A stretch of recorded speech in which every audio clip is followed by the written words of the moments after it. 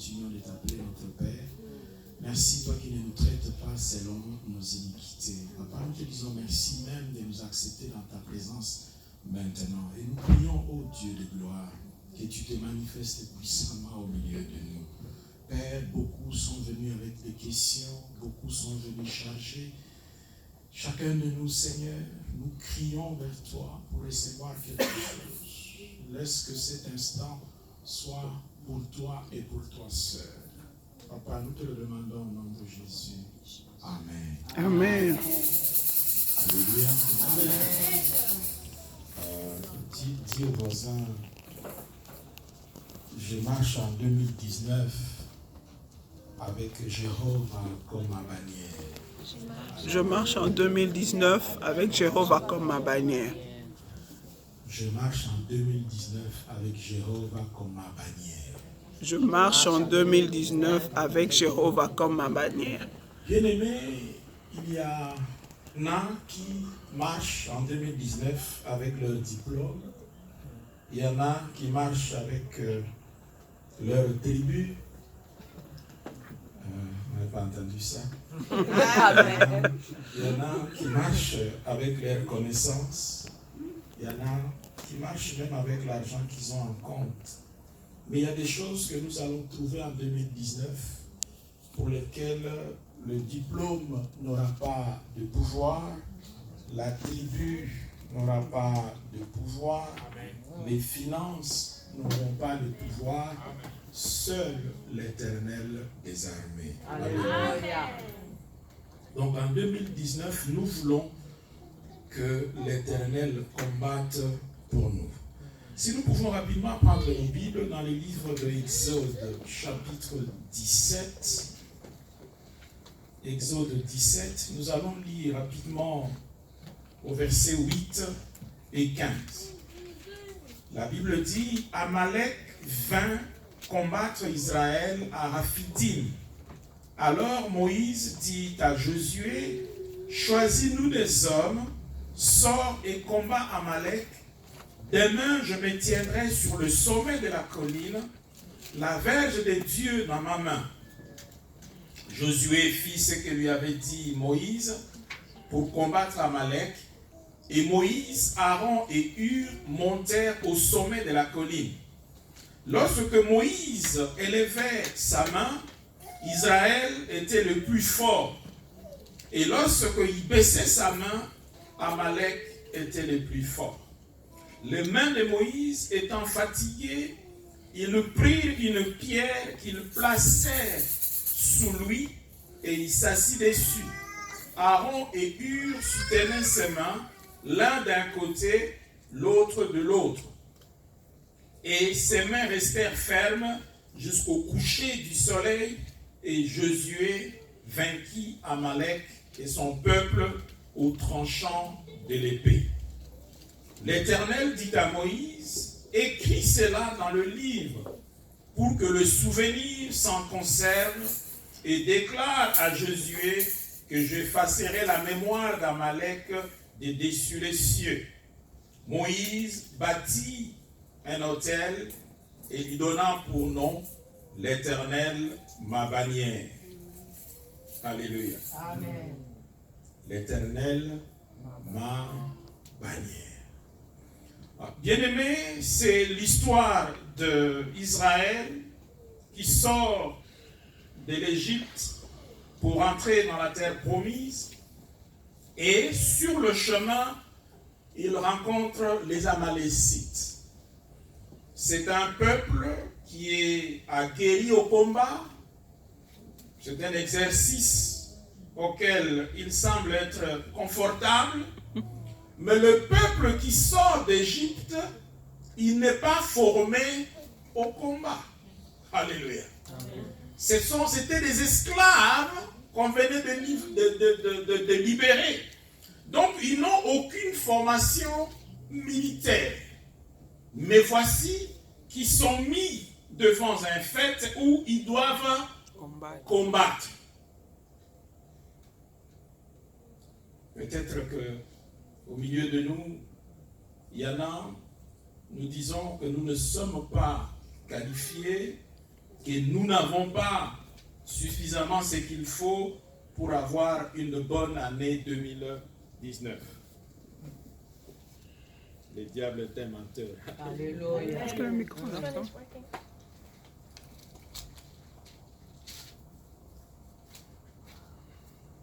Alléluia. Amen. Et donc, ils arrivent à Rephidim, ils croisent Amalek, qui ne veut pas les laisser passer, ils doivent donc combattre. Et qu'est-ce que Moïse dit à Josué? Tu vas combattre, tu vas aller sur le champ de bataille, mais voici la stratégie. Moi, je vais monter au sommet de la colline, avec la verge de Dieu dans ma main. Pourquoi au sommet de la colline? Parce qu'au sommet, parce qu'il voulait absolument voir tout le champ de bataille. Ah, nous servons un Dieu qui n'est pas simplement au sommet de la colline, mais il est souverainement élevé. Tellement élevé que absolument rien ne va passer inaperçu lorsque tu es dans le champ de bataille. Il dit, j'aurai la verge de Dieu dans ma main. En fait, ça symbolisait l'autorité, la puissance de Dieu.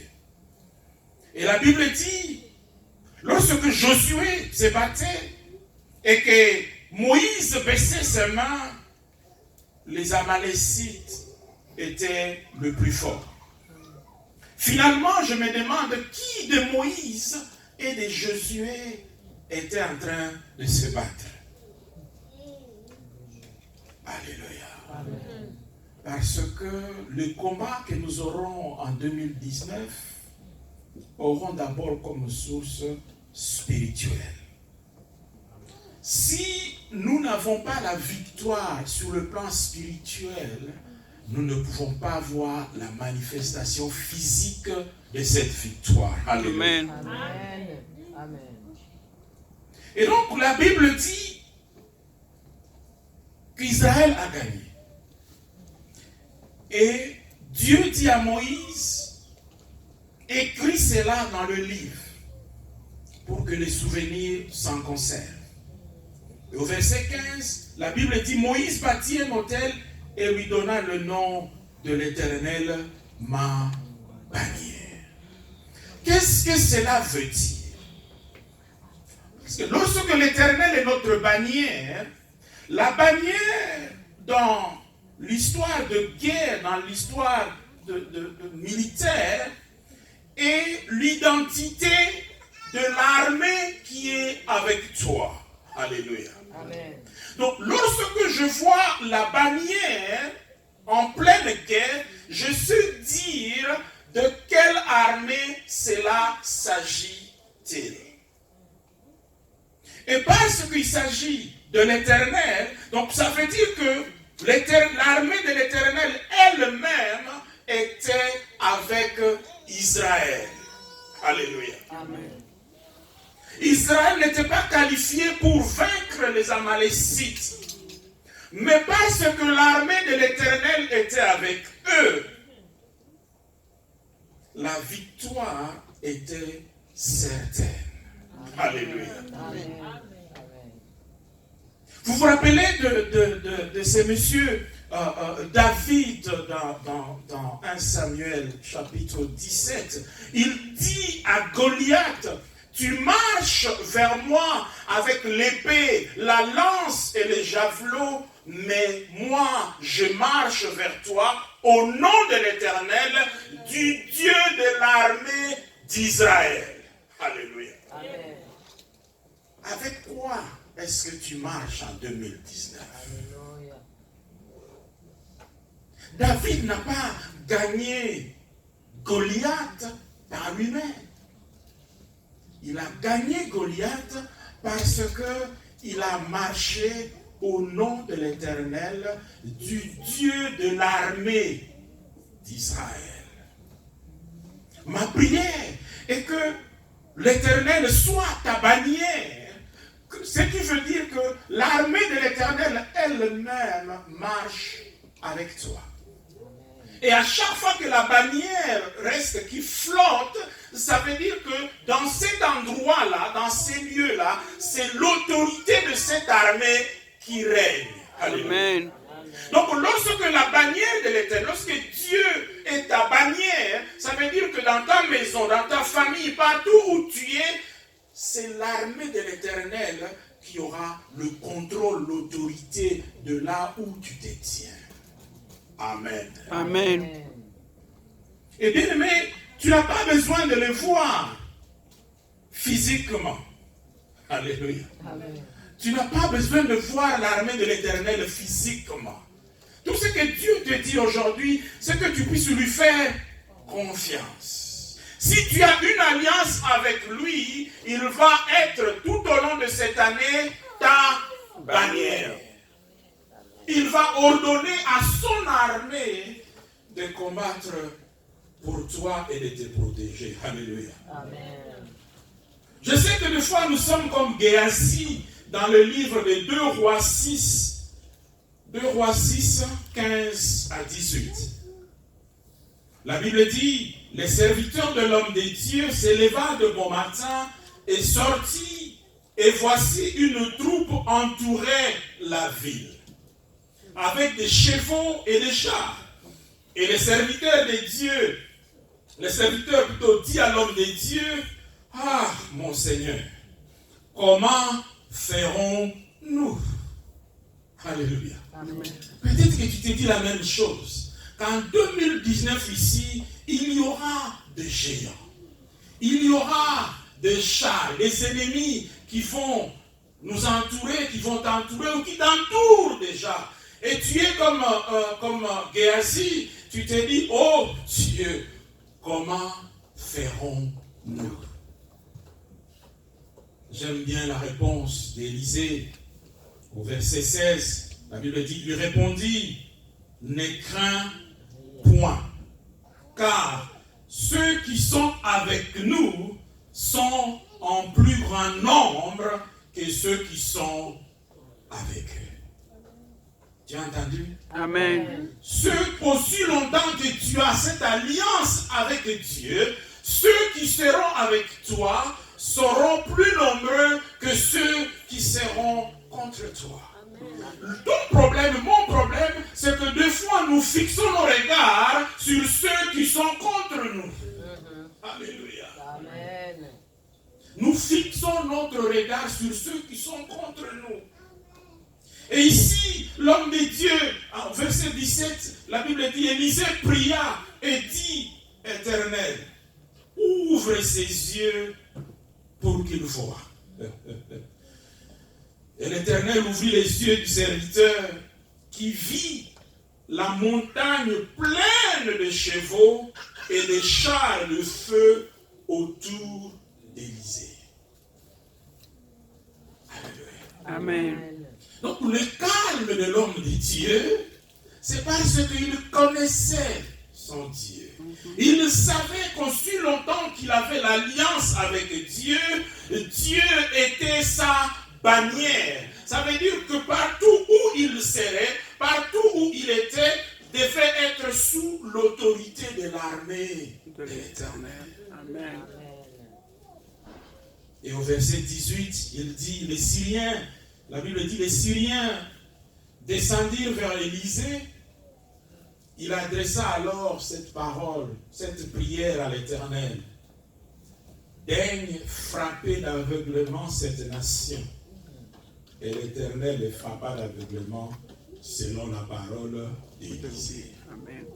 Alléluia. Amen. Bien-aimé, cette armée est là. Tout ce qu'elle demande, elle attend, c'est un ordre.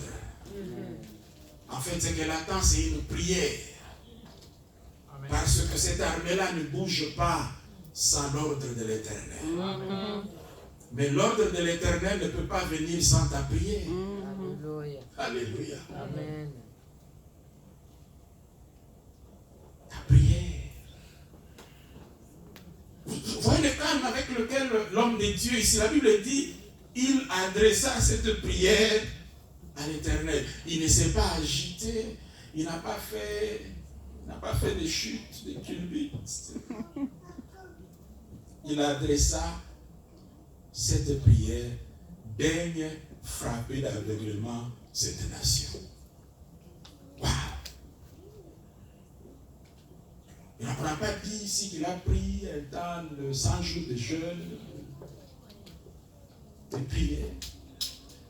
C'était simple. Seigneur, daigne frapper d'aveuglement. Et la Bible dit, et l'Éternel frappa d'aveuglement selon la parole d'Élisée. Donc on ne dit même pas selon la parole de Dieu. Ici c'est selon la parole d'Élisée. Ça veut dire quoi? Ça veut dire que c'est que ta protection est déjà assurée.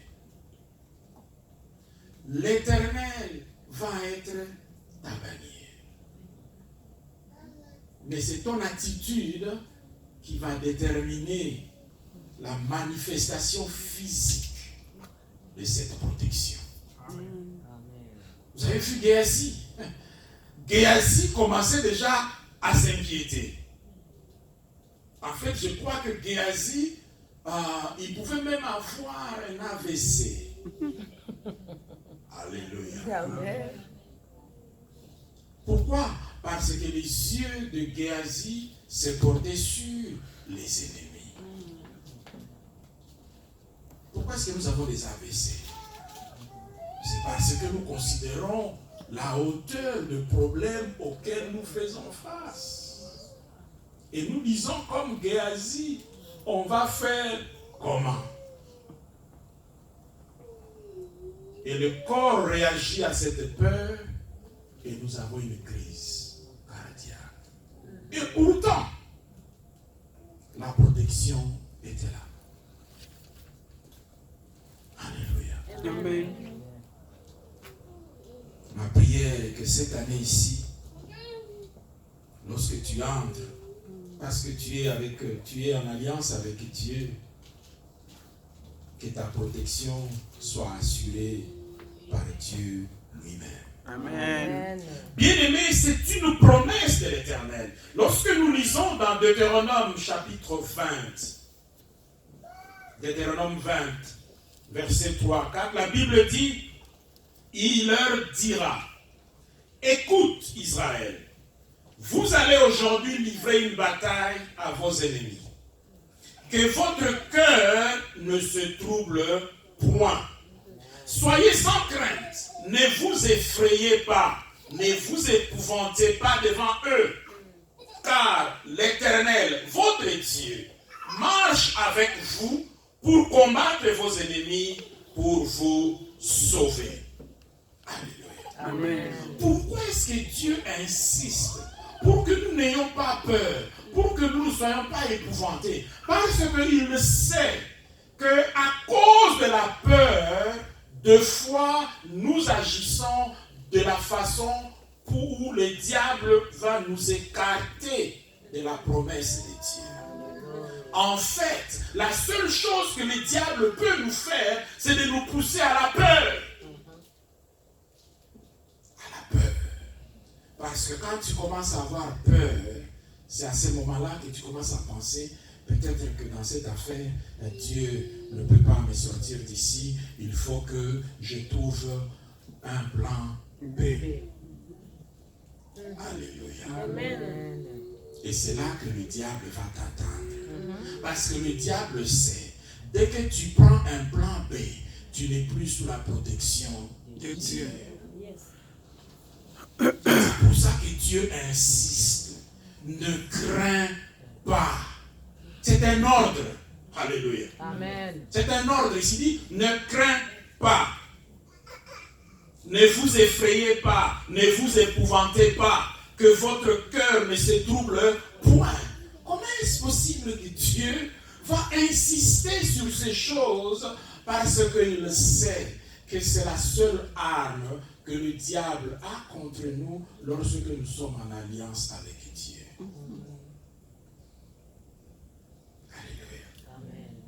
Et dans Ésaïe 41, verset 13, Ésaïe 41, verset 13, la Bible dit, « Car je suis l'Éternel, ton Dieu, qui fortifie ta droite, qui te dit, ne crains rien, je viens à ton secours. » Bien-aimé, Dieu est en train de parler à quelqu'un ici. Amen. Ne crains rien. Regarde-moi, ne crains rien. Je suis ta bannière. Je suis ta bannière. Parce que la Bible dit dans Romains 8, 31, que dirons-nous donc à l'égard de ces choses? Si Dieu est pour nous, qui sera contre nous? Si l'Éternel est notre bannière, bien-aimé, il n'y a aucune armée, ni dans les cieux, ni sur la terre, qui va vaincre l'armée de l'Éternel. Donc aussi, nous sommes sous la protection, la garde de l'armée de l'Éternel. Nous devons nous reposer tranquillement. Oui, bien-aimé, tu peux faire confiance en Dieu, parce que c'est lui qui dit, c'est de lui dont on dit dans Romains 8, verset 32. Romains 8, verset 32, la Bible dit, lui qui n'a point épargné son propre fils, mais qu'il a livré pour nous tous, comment ne nous donnera-t-il pas aussi toutes choses avec lui? Parce que tu peux te poser la question, mais dois-je faire confiance à Dieu? Mais bien aimé, ici la Bible dit que ce qu'il a déjà accompli, c'est bien plus important. Amen. En sacrifiant son fils pour nous. S'il a déjà sacrifié son fils pour nous, pourquoi est-ce qu'il ne va pas nous donner la bonne santé, les finances, la paix, la joie et tout le reste? Alléluia. Amen. Et dans Romains 5, 7 à 8, la Bible dit, Romains 5, 7 à 8, à peine mourra-t-on pour un juste. Quelqu'un peut-être mourrait pour un homme de bien. Mais Dieu prouve son amour envers nous en ce que lorsque nous étions encore pécheurs, Christ est mort pour nous. Ici, Paul est en train de dire, lorsque Dieu a sacrifié son Fils pour nous, nous étions encore pécheurs. Et on n'a jamais vu quelqu'un mourir pour quelqu'un d'autre. Peut-être pour un homme de bien. Mais bien aimé, nous n'étions pas des hommes et des femmes de bien. À ce moment-là déjà, Dieu nous a exprimé son amour en sacrifiant son Fils. Amen. Maintenant, nous sommes dans la maison de Dieu. Nous sommes de la famille de Dieu. Nous sommes des concitoyens de saints. Alléluia. Amen. Alléluia. Amen. Et tu vas me dire, oui, John, qu'en est-il des souffrances? Alléluia. Amen. Est-ce que tu es en train de nous dire qu'en 2019, il n'y aura pas de souffrance? Je ne dis pas ça. Alléluia. Amen. Mais dans Jérémie chapitre 1, verset 19, Jérémie 1, 19, la Bible dit ceci. Ils te feront la guerre, mais ils ne te vaincront pas. Pourquoi? Car je suis avec toi pour te délivrer, dit l'Éternel. Amen. Ils te feront la guerre, mais ils ne te vaincront Pas. pas. Bien-aimé, c'est un peu comme si tu regardais un match en différé. Alléluia. Amen. Un match pour lequel tu connais le résultat. Et le résultat, c'est que ton équipe a gagné. Alléluia. Amen. Ton équipe a gagné 3-2. Mais tu regardes le match jusqu'à la 85e minute. Ton équipe est menée 2-0. Alléluia. Amen. Est-ce que ça va te préoccuper? Non. Non. Parce que ce match a déjà eu lieu et tu connais le score. Amen. C'est la traduction de ce que Dieu dit ici. Ils te feront la guerre. Donc le problème, ce n'est pas que non, la guerre, non. Ils te feront la guerre, mais ils ne te vaincront pas. Alléluia. Amen. Et dans Romains 8, 28, la Bible dit, nous savons du reste que toutes choses concourent au bien de ceux qui aiment Dieu, de ceux qui sont appelés selon son dessein. Des fois, même cette guerre-là qu'ils te font, c'est pour te mettre sur le chemin de la destinée que Dieu a prévu pour toi. Amen. Alléluia. Alléluia. Amen. Bien-aimé, vous savez, lorsque l'ours avait attaqué le brebis de David, lorsque le lion avait attaqué le brebis de David, on se devait se dire, mais où était, pourquoi est-ce que Dieu peut permettre des choses comme ça? Depuis quand un homme va aller se mesurer à l'ours? Un homme va se mesurer au lion. Mais lorsque vous allez plus tard, en fait, David avait besoin de l'expérience de l'ours et du lion pour se tenir devant Goliath. Alléluia. Praise the Lord.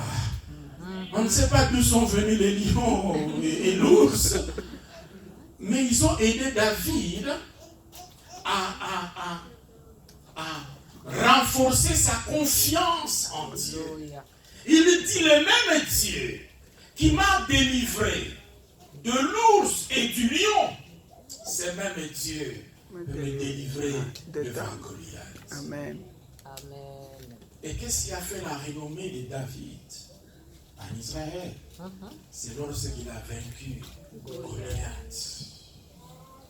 Alléluia. Amen. Donc il y a des souffrances qui viennent. C'est en fait pour te mettre sur le chemin de la destinée de Dieu. Amen. Amen. C'est incroyable des fois où les diables, il nous attaque pour nous positionner indépendamment de sa volonté, exactement là où Dieu veut que nous soyons. Amen. Alléluia. Amen.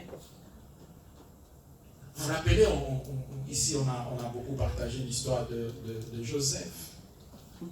La haine de ses frères.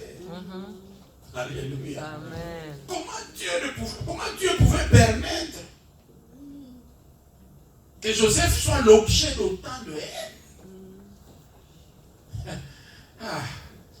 Joseph avait besoin de cette haine pour trouver un moyen de transport pour arriver là où attendait sa bénédiction. Alléluia. Amen. C'est pour ça que la Bible dit tout concourt Au au bien bien de ceux qui aiment Dieu. Amen. Amen. Amen. Bien-aimés, on a vu dans le texte qu'on a lu, le tout premier texte dans Exode, que Moïse a intercédé pour Israël au sommet de la montagne. Alléluia. Amen. La Bible dit que Christ est assis à la droite du Père. Et qu'est-ce qu'il fait? Il intercède pour nous. Mon Dieu. C'est ce que Romains 8, 34 dit. Qui les condamnera?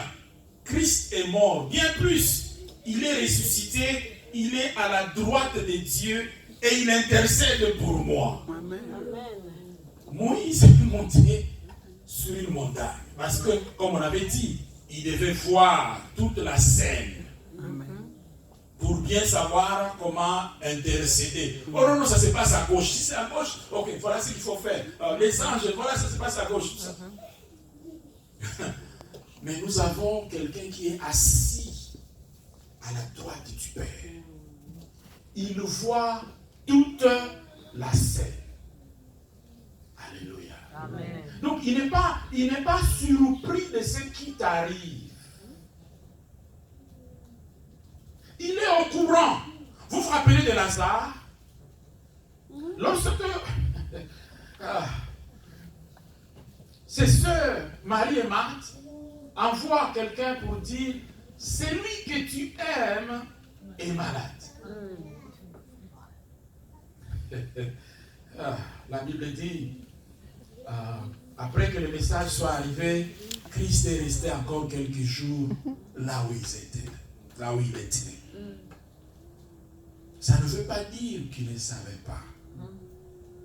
Mais il avait un autre plan. Il avait un autre plan.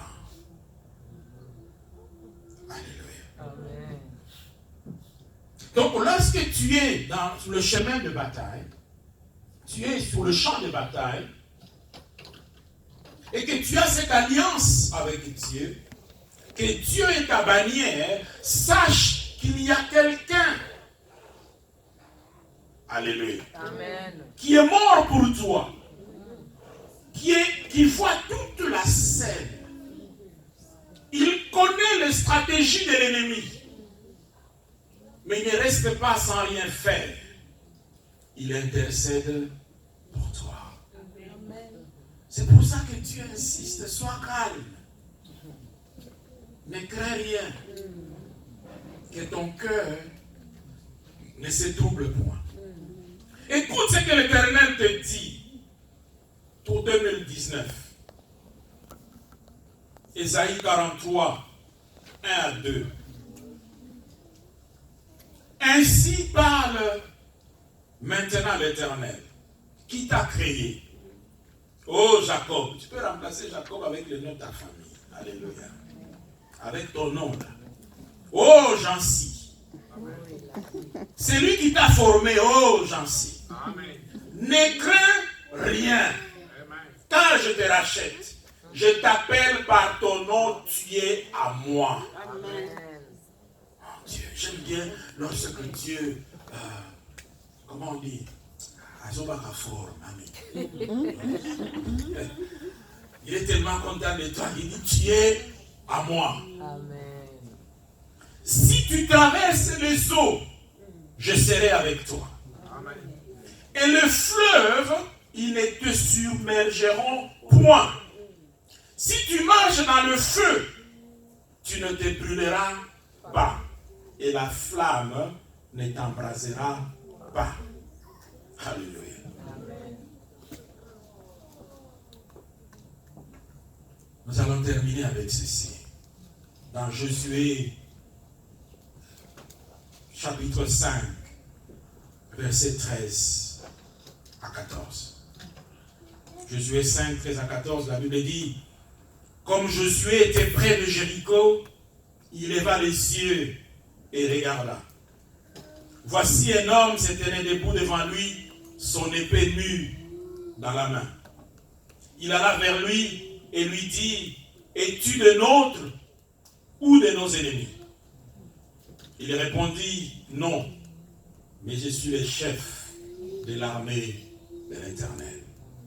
Et j'arrive maintenant. Josué tomba le visage contre terre, adora et dit, qu'est-ce que mon Seigneur dit à son serviteur? Bien-aimé, il y a, lorsque Dieu est notre bannière, il y a le chef de son armée qui vient pour combattre en notre faveur. Mais quand vous lisez le verset 15 de ce texte, il dit à Josué, ôte tes souliers, parce que le lieu où je me tiens est saint. Ça veut dire quoi? Ça veut dire que nous devons nous examiner nous-mêmes. Le chef de l'armée de l'Éternel va être avec nous tout au long de 2019. Mais il ne peut pas être au milieu de nous s'il y a des choses qui ne glorifient pas Dieu. La première bataille que nous devons faire pour nous assurer que l'Éternel est notre bannière, c'est de nous examiner et retirer de nos vies ce qui ne glorifie pas Dieu. Amen. Alors, le chef de son armée va être avec nous tout au long de 2019 et personne ne tiendra contre nous. Que le nom de l'Éternel soit glorifié. Amen.